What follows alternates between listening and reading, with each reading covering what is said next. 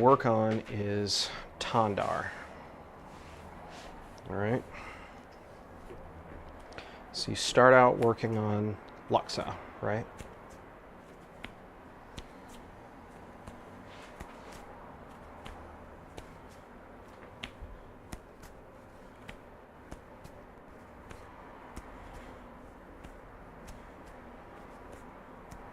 And then when I grab, Tandar.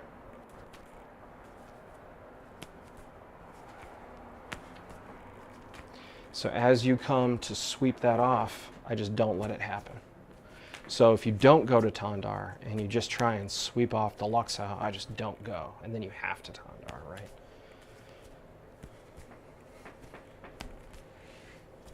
So you've done that. What if I just come back?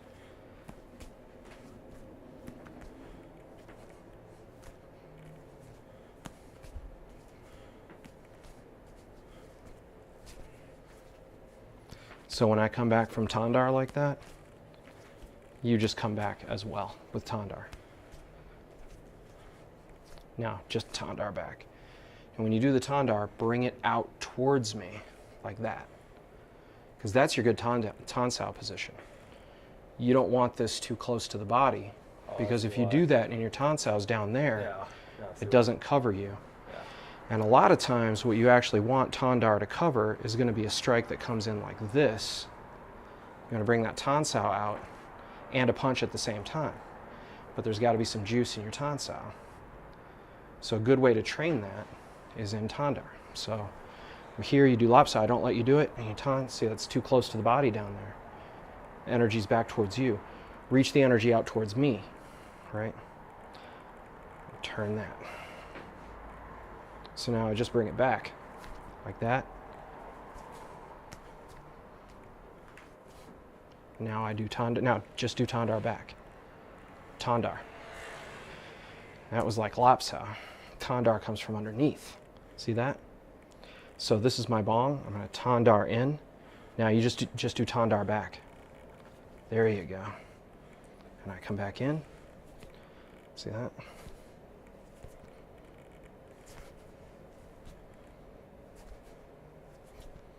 And we can just do this until your arms get too tired.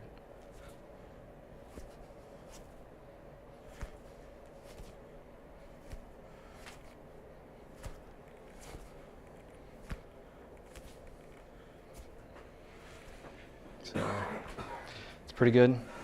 It's just a way to work on Tandar. You can work on this with me now, Patrick. Lapsa, grab and a punch.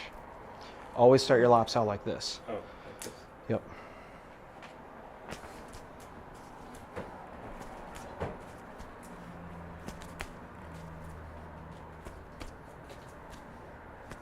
And I lock it down. There you go. Yep.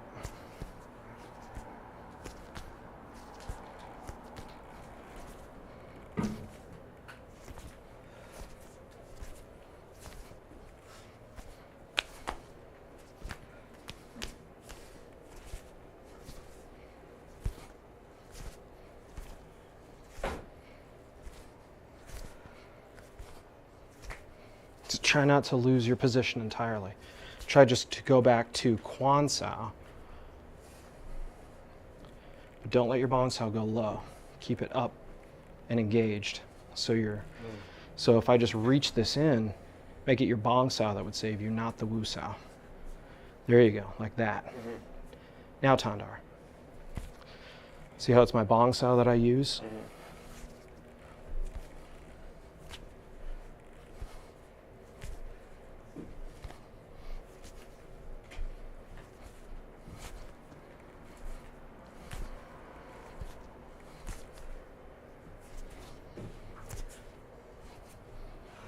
Good.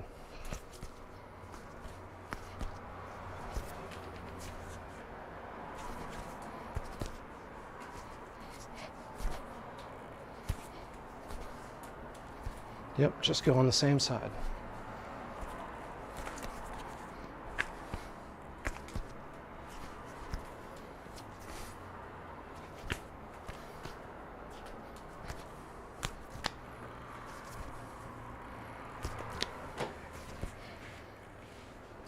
Don't let me come inside on you. Keep that up here. Don't jam it either. Just keep it on top. If your futsal curls over like that, then you're open back here. Yeah. If your futsal jams back and your wrist is jammed, then I can pin that wrist, right? If it's right on top though, and I try and mess around and do anything, you can just hit me. Yeah, that's the idea. The futsal is always ready to just become a punch. So you grip with it, keep it on top, make it oppressive, bring the elbow in behind it, keep all the energy coming bearing down on me here. Keep this energy strong too. So this right here is a zone of pressure that I have to hold off, right? And then boom.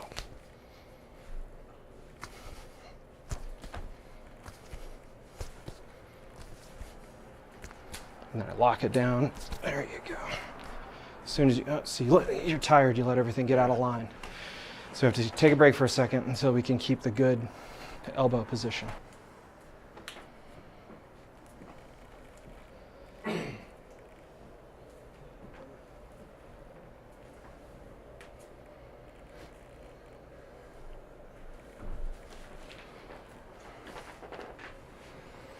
So when you're just doing it on that one side, you get a chance to just wear 2 hands forward, grab and a punch. You never want to end up with that one punch out with that wusao if you can help it. So now I got my bongsa and my wusao, and I'm going to reply to tandar with tandar, and you do the same. See, hold on. Right here, you're out of position with this bongsa. Right, bongsao's got to save you. Right, now go. Good. See, this is strong. This is strong. So when I come back, also strong. Good. Keep it going. Right. Yep. Bring back the tandar. Tandar. Tandar. Tandar. Tandar. Tandar. See, that's over. Let's do the other side.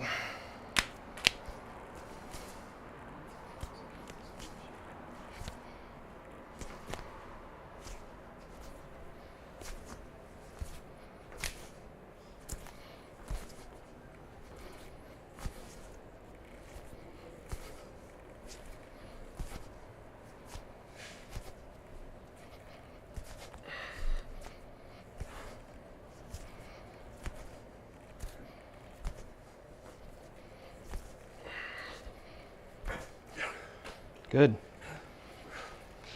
It's just a way to practice tandar. Typical way.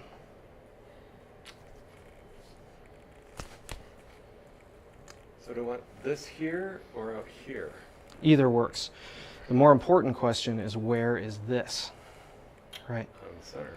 If this is on center, ideally maybe the hand would go in like that, but sometimes the si-hing will play inside intentionally and not let you have it. And then you just have to yeah, because what happens is if you try to go inside too far, now you've opened up your center.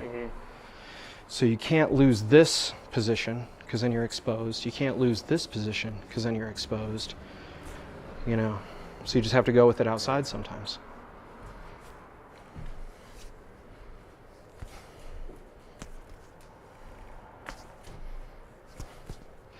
So typically, the si-hing plays tandar when they try to do the lopsao, but I grip down and I don't let it happen. And in a response to the grip,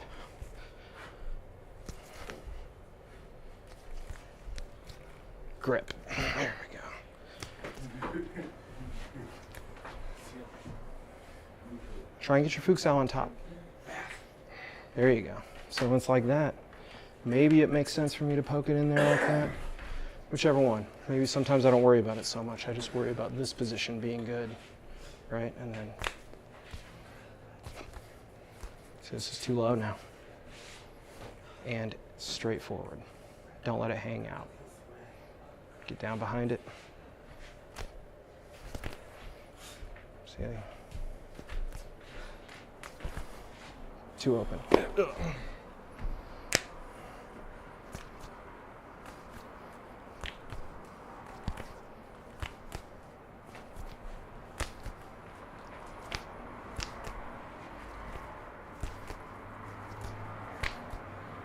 Good. So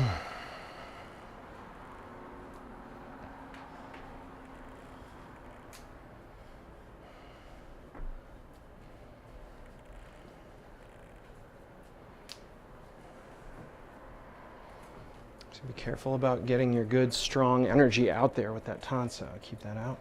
Like you're pointing it at his core. Yep. Point it in at him. And try and punch with some energy while you do it. Punch it in there. Yeah. Good. Mm-hmm.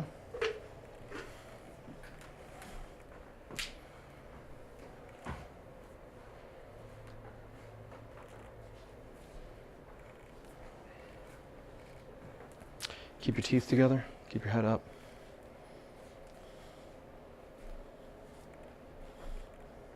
Good. So a different aspect of Tandar that we can examine is Tandar as a Do-Ying drill. A Do-Ying drill is an unbridged drill where your partner doesn't line up with you or frame up as carefully as they would in a normal drill. They just throw a punch in on you. So if we were faced off for Lapsao, you know, we'd be well spaced, well framed, and we'd be working very carefully on these points of detail like shoulder position, elbow position, wrist position, hip alignment, horse, everything. And then it's all supposed to happen within these like careful parameters. But sometimes we need to get away from that and we need to just explore the technique where somebody just throws a hand in and then you go ahead. Yeah, so just throwing it in. Yeah. So this is a Do-Ying drill version of Lapsao, right? Or the Bong Sao Lapsao, right? So we can do a Do-Ying drill version of Tandar. So if I just throw this in, you do a Tandar. Yeah. Or from Bong Sao to Tandar? You don't have to do it from Bong Sao. You can just throw it out there. Okay. Yep. Yeah, except reach it out. There you go. So if I go for your jaw, right, and I stick that in there, I do not want to get it to your jaw. No, that's way too outside because I'm coming from the outside anyway. Normally I'd go right down center, but people usually don't do that. They just kind of throw it a little bit outside of center, which gives you the chance to bring that tan in and take that line, and then your other punch comes out. And that's a strong answer to one punch, is to block and hit at the same time. You get that really smooth example of a powerful offense and defense in the same move, right? Good. So I do the other side. And I can be a little sloppy about it. It's almost better if I'm a little sloppy about it. Just bring it in, just the way a person would just like stick a punch in if they just wanted to just like try and just blast you in the face. But I end up getting this in my face every time. So we can take it up a notch, right? And you can make contact with my chest a little bit, right? So if I bring it, and there we go. So I can just kind of swing in on you. Now this is a more senior version of the exercise. You want to make sure that you're going to catch this. Right, try and reach out a bit more and try and keep it inside and then connect at the same time. So we go, boom, bam. All right, other side.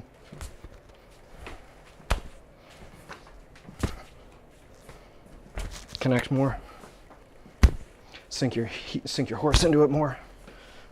There you go. Other side. Boom. Boom. Bam. There we go. So normally, this reflex is built starting with a very careful drill, where we turn it, right? And sometimes that's how it would come out in a fighting situation. But really, we're just studying the movement now. We're not studying like catching a punch or something. If we want to do that, we have to open it up, get a little sloppy, and just throw it in there.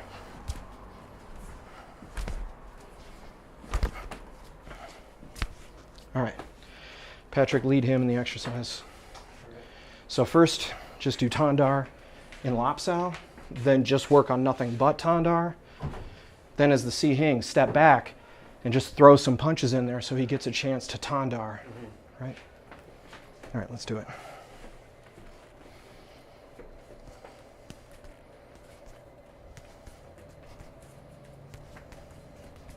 Good.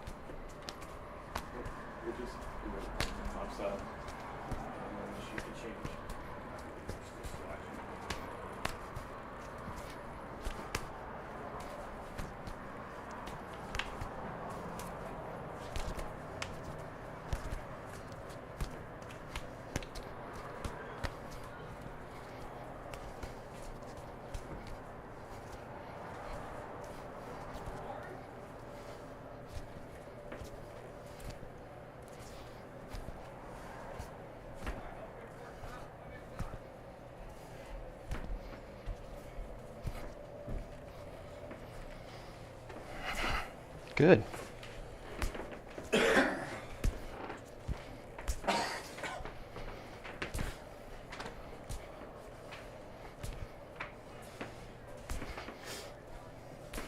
Good.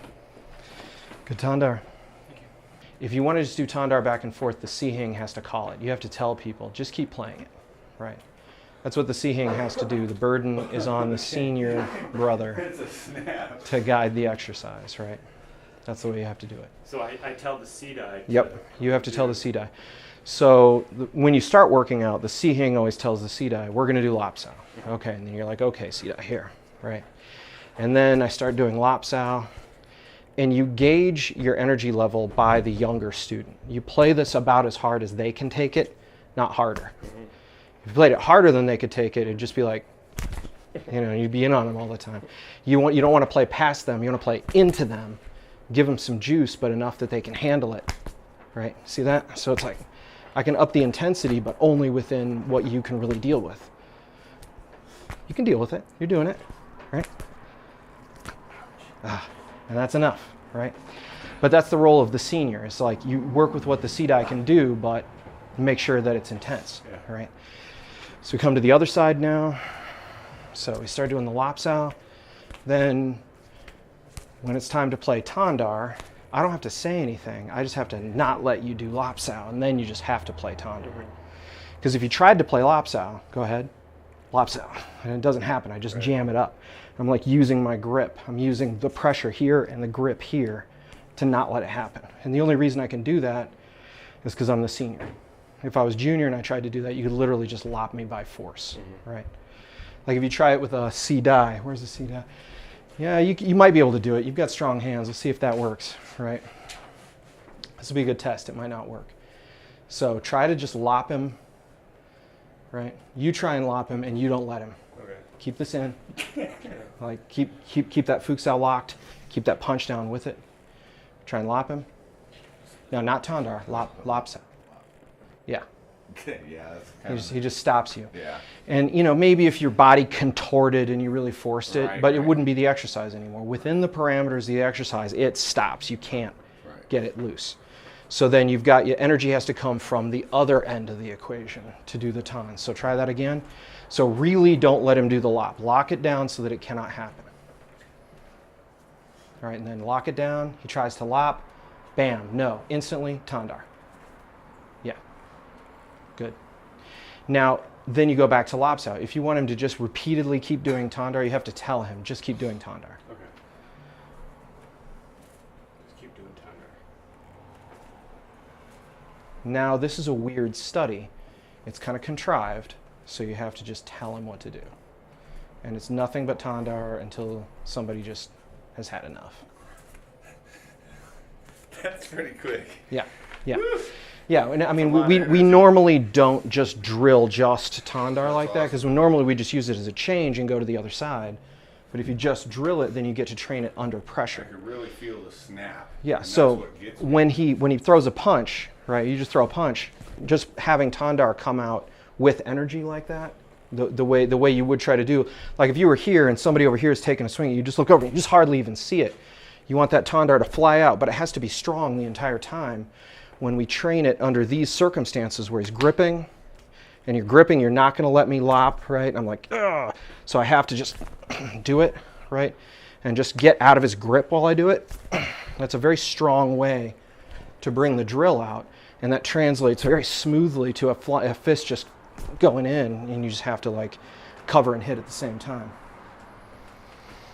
That's the idea of doing the repeated tandar. It doesn't have to be done that way all the time, you know, but it's just cool if you just want to put some extra effort into it.